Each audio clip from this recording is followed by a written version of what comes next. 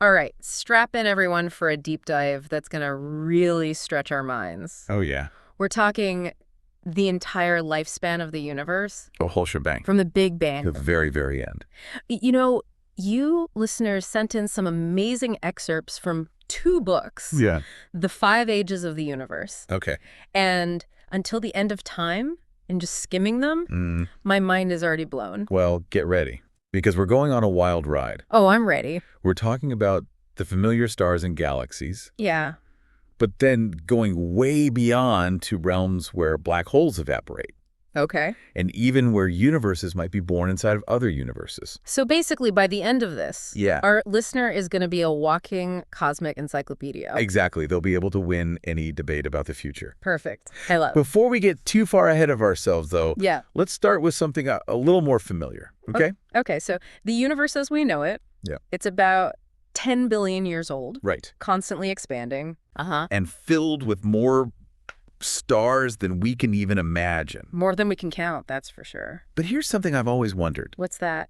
You know that faint glow you sometimes see in the night sky? Oh, yeah. What is that? That glow is like a cosmic echo. It's the combined light from an almost unimaginable number of stars. Wow. We're talking about 1,000 billion stars. That's 1 with 21 zeros after it. Exactly. Each one a sun, many probably with their own planets. Okay, so that's a lot of suns. A lot of suns. Well, where did they all come from? Well, all goes back to the Big Bang. Right. You know, that rapid expansion from an incredibly hot and dense state that started it all. So just minutes after the Big Bang, Right. things were so hot Unbelievably hot. that the lightest elements like hydrogen and helium were forged. Yeah. And that process is called Nucleosynthesis. photosynthesis. It's how the building blocks of the universe were created. Wow. As the universe cooled, gravity started pulling matter together, forming the first galaxies. Okay, so we've got stars, we've got galaxies, Mm-hmm. but there's a piece of the puzzle missing, right? You're talking about dark matter, Yes, dark matter. the invisible stuff. It doesn't interact with light the way normal matter does. Nope, it's elusive. So how do we even know it's there? We can see its effects. Yeah. Through its gravity, it pulls on galaxies. So is it just sort of hanging out there? Wow. Or does it have a bigger role? Dark matter. Oh, it's definitely not just sitting around. Okay. It's going to influence the universe's evolution, especially as we enter those later eras. Which brings us to those eras. Yeah.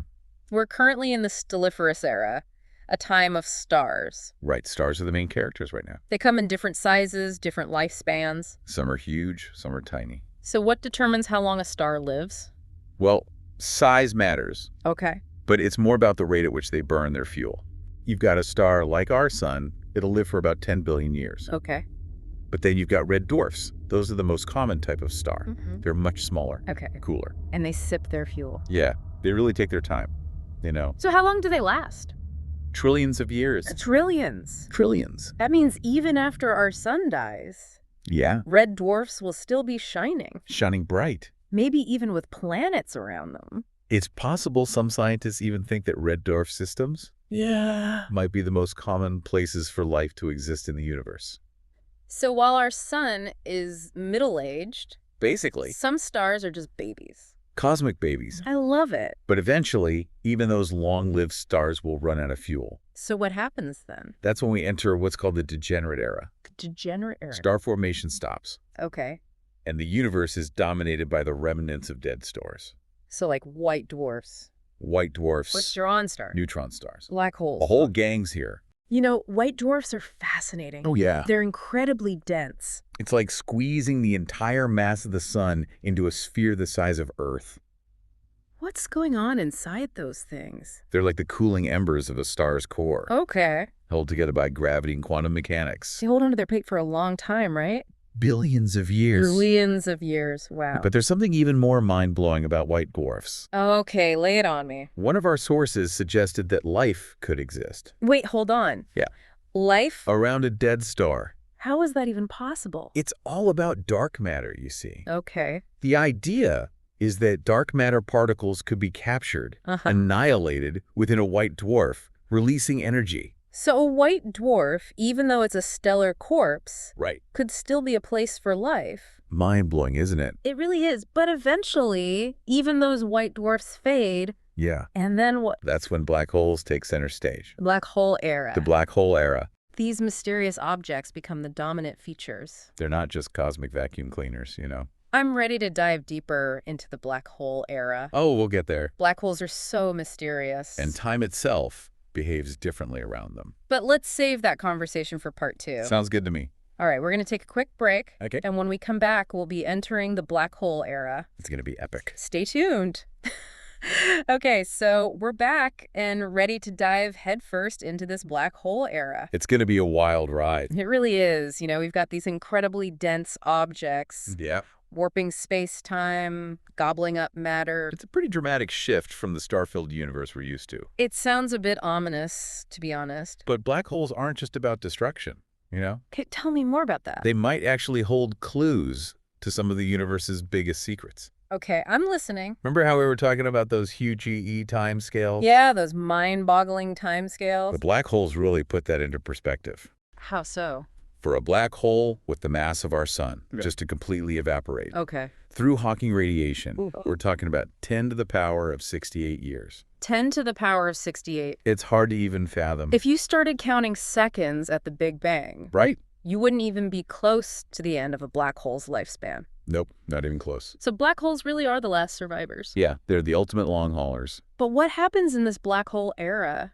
Well, picture this. Okay. The last white dwarfs have winked out. Okay. There's no more starlight. It's dark It's cold, and empty. incredibly empty. The only sources of light Right. are those occasional bursts when matter falls into a black hole. It's a pretty bleak picture. It is a bit bleak. But remember, black holes might hold those secrets we were talking about. Right, what kind of secrets are we talking about? Well, some scientists believe that supermassive black The hole, ones at the centers of galaxies. exactly, they might be the seeds for new universe. Universe. It's a mind-bending concept. It is. But the idea is that the singularity at the heart of a black hole Yeah. could, under the right conditions, give rise to a new region of space-time. So our universe could have Yeah. come from inside another black hole. And our universe could be giving birth to new ones inside its own black holes. Whoa, I know, right? Pretty deep, It challenges our understanding of time itself.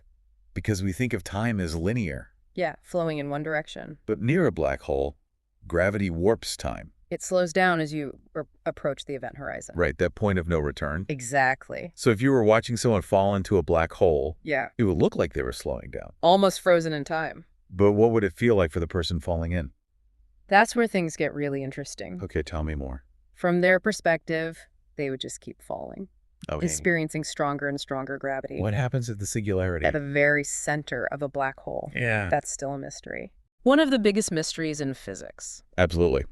Okay, so we've talked about black holes as destroyers. Yeah. But also potentially as creators of new universes. Right. Our source material also mention black hole computers. Oh, yeah, that's a fun one. Can you explain that one? So it's a bit of a sci-fi concept, Okay. but the idea is that the energy and gravity around a black hole Yeah. could be used for computation Like a giant computer. on a scale we can't even imagine. Oh, black holes aren't cosmic dead ends. Maybe not. Maybe they're power sources. Or cosmic hard drives. Could some super advanced civilization Yeah. actually manipulate black holes? Maybe even use them to engineer new universes. Or escape the death of their own universe? It's definitely getting into sci-fi territory. It is, but is there any science behind these ideas? Believe it or not, there is. Okay. Remember the multiverse. The idea that our universe is just one of many. Exactly. Perhaps an infinite number. So in an infinite multiverse, anything that's physically possible could happen somewhere. There could be universes where civilizations can manipulate black holes, Create new universes. escape their dying universe. It's amazing and terrifying all at the same time.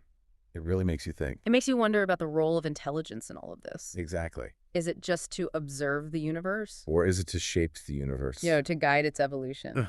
Maybe even create something entirely new. That brings us back to entropy. Ah, yes, entropy. I have to admit, I'm not sure I fully understand it.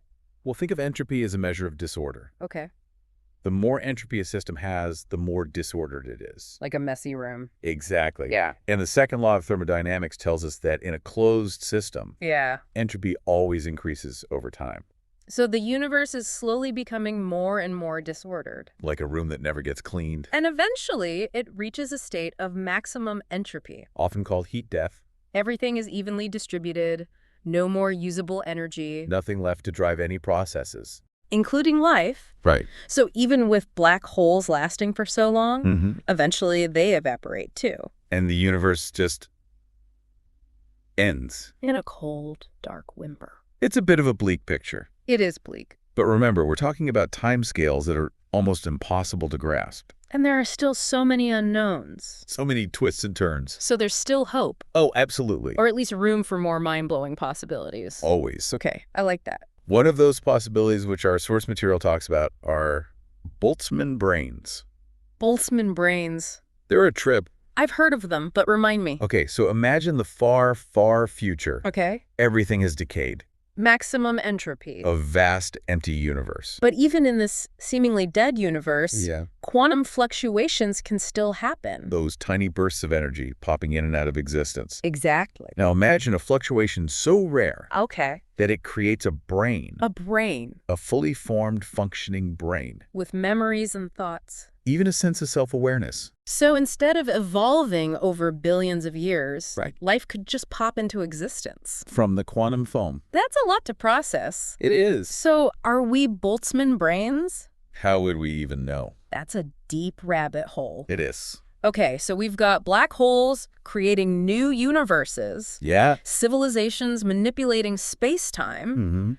Brains popping into existence from nothing. The universe is full of surprises. What other mind-blowing possibilities are out there? That's the beauty of it all. Yeah. The farther we look into the future, the more we realize how little we know. So we've talked about black holes, Boltzmann brains, and entropy. It's a lot to take in, for sure. It really is. And you know, it's making me think about the role of intelligence in all of this. Oh, definitely. Do our sources have more to say about that? They do. Okay. One of the ideas is that if intelligence becomes sophisticated enough, it might not just be at the mercy of the universe. Okay. It could potentially manipulate the laws of physics. Whoa, hold on. Yeah. You're saying that some super advanced civilization could change the course of entropy? It's a possibility. But well, remember our talk about black holes? Yeah. Some physicists think that the conditions inside a black hole could create wormholes. Wormholes, those cosmic shortcuts. Exactly. Like you see in sci-fi. We haven't observed them directly. Okay. But the math says they could exist. So imagine a civilization that can create and control wormholes. They can travel to other parts of the universe. Maybe even escape to a younger, more energetic universe. Leaving their dying universe behind. Ah. And it gets even more interesting. Okay. When you think about manipulating entropy. Right. The tendency towards disorder. Some physicists suggest that a super advanced civilization could create regions of space-time. Yeah. Where entropy actually decreases. Reversing the arrow of time. In those localized areas. So instead of heat death, they could create pockets of order. Complexity. Maybe even craft new universes. With their own unique laws. It really makes you think about what intelligence can achieve. It does. What would it take for a civilization to get to that point? That's a good question. What would those new universes be like? And could we ever do something like that? It's pretty humbling. It is. And inspiring. It really underscores how much we don't know about intelligence and the laws of the universe. And how they're all connected. Exactly. The fate of stars, the evolution of black holes, intelligence. It's all part of this grand cosmic story. I like that, a cosmic story. It's a story that's still being written. Well, we've explored a lot in this deep dive. We have, from stars and galaxies to black holes and Boltzmann brains. So what are the key takeaways you want to leave our listener with? I'd say the biggest one is that the universe is more vast and complex than we can imagine. Okay. Even though it seems like it's headed towards disorder. There's still room for complexity, life, intelligence. To persist, maybe even flourish in ways we can't comprehend. And those timescales, they're immense. Billions, trillions, Googles of years. It really puts things into perspective. It shows how limited our view of time is. That's both humbling and exciting. It challenges us to think beyond our limits. To embrace the unknown. To marvel at the possibilities. I think you've stretched my imagination as far as it can go. In a good way, I hope. Definitely in a good way. It's inspiring to think about all that's out there. So I'll leave our listener with a final thought. Okay. If you could travel to the far future of the universe, what would you hope to find? what wonders would you seek out? What role would you want to play in the cosmic story? Think about that the next time you look at the night sky. Because it's a window into a future full of potential. Exactly. This has been an incredible journey. It has. I have a feeling we'll be talking about these ideas for a long time to come. I'm sure we will. Thanks for joining us on this deep dive into the lifespan of the universe. It's been a pleasure.